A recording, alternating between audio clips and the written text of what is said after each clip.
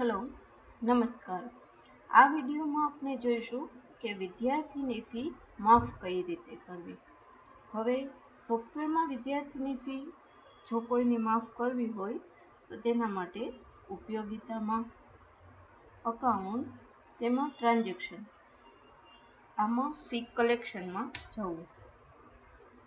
અહીંથી જે વિદ્યાર્થીની ફી માફ કરવી છે તે વિદ્યાર્થીને પસંદ કરી લેવું.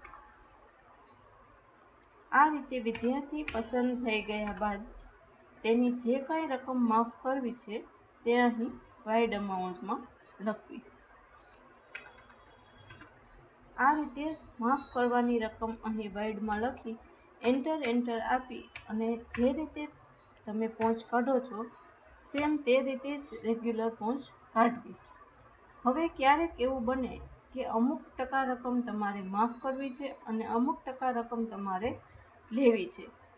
એ રીતની પહોંચ કાઢવી હોય ત્યારે વિદ્યાર્થી સિલેક્ટ કરી જે રકમ કાંઈ માફ કરવી છે તે અહીં વાઇડમાં લખવી અને જે કંઈ લેવી છે તે અહીં પેમેન્ટમાં.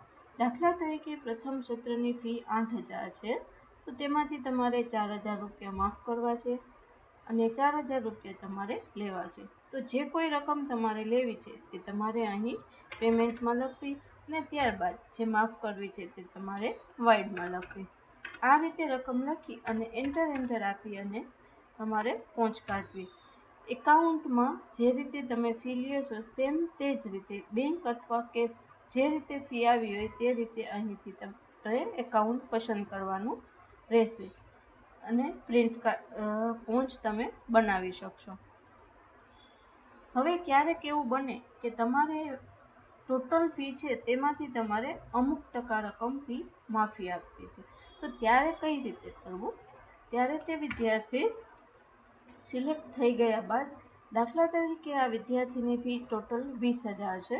આમાંથી તમારે 8,000 રૂપિયાની ફી માફી આપવી છે તો તે 8,000 ફી માફી તમારે કયા ટાઈપમાંથી આપવી તે તમારે નક્કી કરવાનું રહેશે.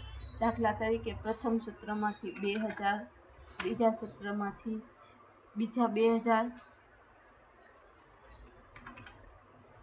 અને બાકીના 6,000 છે તે તમારે આ સપ્ટેમ્બર અને ઓક્ટોબરની ફી એટલે કે આવા કોઈ અન્ય એને લાગુ પડતી ફીના ટાઈપ હોય તેમાંથી તમારે માફ કરવા હોય તો આ રીતે લખવાના અને તમારે પહોંચ કાઢવી.